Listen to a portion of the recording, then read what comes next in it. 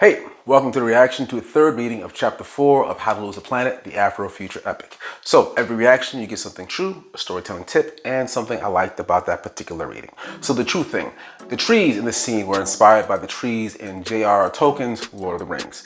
The irony is I only decided to use trees because I was so bored by his use of trees in Lord of the Rings that I never read the second or third book. I was kind of over reading the 2 or 3 paragraphs about trees. In this scene, I'm trying to connect the trees with the overall world, but also with Lacey, who's the main character in this chapter, and what she's feeling as she's going through a literal jailbreak.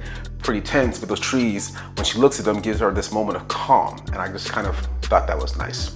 Anyway, that's the true inspiration behind the trees. Something I liked. In an earlier iteration of this book, Bryan Ironside was still a character, and someone told me Bryan Ironside reminded them a lot of someone they knew. Bryan Ironside is a terrible, terrible, terrible person. And yet, he was real enough that someone said they felt authentic, which was pretty great feeling for me because I almost thought he might have been too terrible. But apparently, there are some awful people in the world, which is the less fun part about me liking this, but I still like that. Anyway, and the storytelling tip.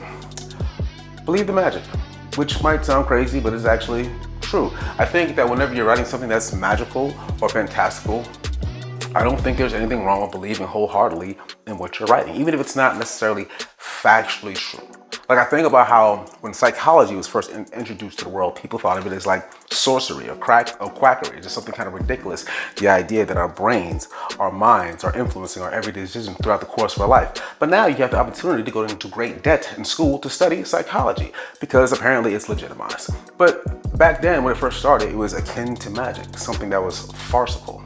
But if you believe in magic, if you believe in whatever the thing is, it's not necessarily a matter of whether or not it's true. It's just a matter of what that belief does to you. Like how much time and love and effort you put into the story you're trying to tell. And really that's the power behind the belief in the magic. People who can tell that you care, that you love this thing, that you're not just messing around, that you're not just wasting your time. You are a storyteller. And there is something really magical about that. So yeah, believe the magic.